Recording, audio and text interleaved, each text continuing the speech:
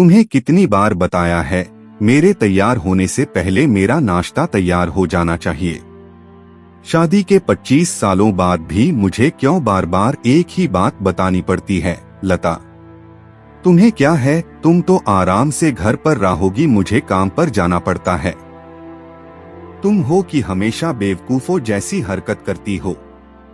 अगर तुम यह जानबूझकर करती हो तो याद रखना, मुझसे बुरा कोई नहीं होगा। आज भी प्रशांत का पारा चढ़ा हुआ था। इन कटु शब्दों में अपना गुस्सा उतारते हुए, गीला तौलिया कुर्सी पर फेंकते हुए प्रशांत गुस्से से लता की तरफ देखने लगा। लता के लिए प्रशांत का यह बेवजह का गुस्सा कोई नई बात नहीं थी। वह महीने में 3-4 बार ऐसे ही लता पर बरस पड़ता था। पहले पहले लता उसका विरोध किया करती थी, लेकिन जब कई सालों तक प्रशांत में कोई बदलाव नहीं दिखा तो लता ने खुद को ही बदल दिया। अब प्रशांत के कुछ भी कहने से लता को कोई फर्क नहीं पड़ता था। प्रशांत की हर बात वो चुपचाप सिर नीचे झुकाए सुन लेते थी। शादी के पहले 5 साल तक लता ने पूरी कोशिश की थी कि प्रशांत को बदला जाए, लेकिन फालतू का गुस्सा करना और बाद में लता को भला बुरा कहना, यह मानो जैसे उसकी आदत बन गई थी। कोई भी वाद विवाद होता तो प्रशांत सीधा लता को बोल देता, अगर मैं तुम्हें अच्छा नहीं लगता तो क्यों नहीं चली जाती अपने मायके, क्यों रहती हो मेरे साथ? इतना सब कुछ होने के बावजूद लता प्रशांत के साथ रहती थी क्योंकि उसे अपनी बेटी की फिक्र थी। और वह जाती भी तो कहां, अपने बूढ़े हो चुके माँ बाप को इस उम्र में परेशान करना वह नहीं चाहती थी। समाज और लोग क्या कहेंगे, यह भी तो उसे देखना था। वह इतनी पढ़ी लिखी भी तो नहीं थी कि खुद जाकर कोई नौकरी कर सके और अपना और अपनी बेटी का पालन पोषण कर सके। लता को अब अपनी फिक्र नहीं थी। उसको फिक्र थी तो बस अपनी शादी लायक हो रही बेटी की। लता नहीं चाहती थी कि पति पत्नी के झगड़े की वजह से काव्या डिस्टर्ब हो। काव्या की पढ़ाई पूरी हो चुकी थी, उसके लिए अब शादी के रिश्ते आने लगे थे। कई रिश्तों को काव्या ठुकरा चुकी थी। 2-3 महीने बाद एक अच्छा रिश्ता आया। रिश्तेदारों और पहचान के लोगों ने भी लड़के के बहुत गुणगान किए थे।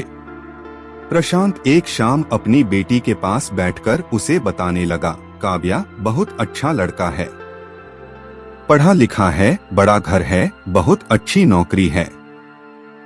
ऐसे रिश्ते बार बार नहीं आते बेटा, इस बार मना मत करना। काव्या अपने पिता से ज्यादा बात नहीं करती थी। शायद डरती थी या शायद नफरत करती थी, लेकिन आज वो अपनी पूरी हिम्मत इकट्ठा कर बोली, मुझे अभी शादी नहीं करना है पापा, मैं नौकरी करना चाहती हूँ, खुद अपने पैरों पर खड़ी होना चाहती हूँ। हाँ तो उसमें क्या बड़ी बात है, मैंने लड़के से बात की है, वह तुम्हें किसी बात के लिए नहीं रोकेगा। तुम शादी के बाद भी नौकरी कर सकती हो, वह तुम्हें नौकरी के लिए परमिशन दे देगा। प्रशांत बोला, मेरा नौकरी करना या ना करना उसकी परमिशन पर क्यों डिपेंड रहेगा पापा? काव्या ने पूछा। मैं कह रहा हूं ना, तुम्हें किसी भी चीज की कमी नहीं होगी वहां। ऐसे रिश्ते बार बार नहीं आते, इसे ठुकरा मत, बहुत खुश रहोगी तुम वहां। प्रशांत बोला, पापा क्या मैं उतनी ही खुश रहूंगी जितनी मम्मी इस घर में खुश है? काव्या ने तंज कसते हुए कहा। आज तुम्हारी जबान कुछ ज्यादा नहीं चल रही? प्रशांत गुस्से से आंखें बड़ी करते हुए बोला, पापा मुझे शादी ही नहीं करनी है, क्योंकि शादी के बाद अगर वह लड़का आपके जैसा निकला तो मैं क्या करूंगी? मुझे आपके जैसा जीवन साथी नहीं चाहिए जो बिना बात के मुझ पर हमेशा चिल्लाए।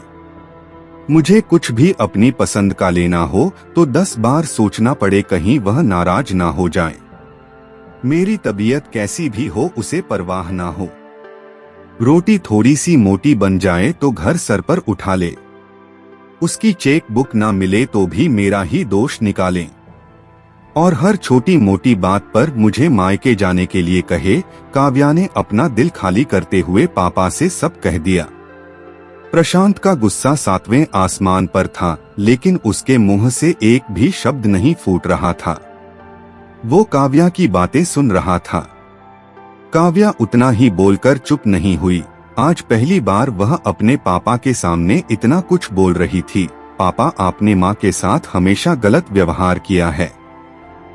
आप अपने ऑफिस का गुस्सा बिना सोचे समझे माँ पर उतार देते हैं, कभी इस बात की परवाह भी नहीं करते कि उन्हें कैसा लगता होगा। आपकी बातें सुन सुन माँ ने अपना स्वाभिमान खो दिया। प्रशांत आज पहली बार अपने किए बर्तावों को महसूस कर पा रहा था। वो इतना ही बोल पाया, जो तुम्हारा मन है वो करो, मैं तो इतना बुरा हूं ना। काव्या ने प्रशांत का हाथ पकड़ा और बोली, पापा मुझे सिर्फ एक सवाल का जवाब दे दो, क्या आप चाहेंगे कि मेरा पति आपके जैसा हो? अगर आपका जवाब हाँ है तो कर दीजिए मेरा रिश्ता आज ही, और ना है तो मुझे आत्मनिर्भर बनने दीजिए। प्रशांत कुछ भी ना बोल पाया और वहां से चुपचाप बाहर चला गया। आज उसे लता के सामने जाने में शर्म आ रही थी। चलते चलते उसकी आंखों से आंसू बह रहे थे। प्रशांत ने आज से अपने आप को बदलने का निश्चय किया। अगले दिन से लता ने अपने पति में काफी बदलाव देखा। वह सोचने लगी कि जो हिम्मत काव्या ने दिखाई है, वह हिम्मत अगर मैं पहले ही दिखा देती तो शायद आज परिस्थिति कुछ और होती। अब काव्या पढ़ लिख कर अच्छी नौकरी करने लगी थी और 3 साल बाद उसके लिए एक अच्छा रिश्ता आया और उसकी विदाई पर प्रशांत बोला, बेटा तू हमेशा खुश रहेगी क्योंकि तेरा पति तेरे बाप जैसा नहीं है। प्रशांत की यह बात सुनकर लता और काव्या की आंखों से आंसू बहने लगे। दोस्तों, हमारे समाज में औरतों को भले ही देवी का दर्जा दिया जाता है, लेकिन वह स्वतंत्रता नहीं दी जाती जो उन्हें देनी चाहिए। उन्हें बचपन से ही बताया जाता है कि वह पराया धन है। स्कूल से आने में देर हो जाए तो पिटाई मिलती है। मोबाइल पर बातें करते हुए दिख जाए या खिड़की से झांकते हुए दिख जाए तो शक किया जाता है। माँ बाप का घर तुम्हारा नहीं है, पति का घर ही तुम्हारा घर है। जीवन भर यह बातें बता बताकर उन्हें ससुराल भेज दिया जाता है और एक दिन किसी छोटे मोटे झगड़े में ससुराल वालों से उन्हें सुनना पड़ता है कि इस घर को छोड़ दो और मायके चली जाओ। अब आप ही बताओ दोस्तों, ऐसी स्त्रियों का सच्चा घर कौन सा? आखिरकार वह किस घर को अपना कहें? हमेशा की तरह पूरी कहानी पढ़ने के लिए आपको धन्यवाद। दोस्तों, उम्मीद है यह कहानी आपके दिल को छू गई होगी। ऐसे ही सीधे दिन तक उतरने वाली कहानियां पढ़ने के लिए आप हमारे चैनल को सब्सक्राइब करें।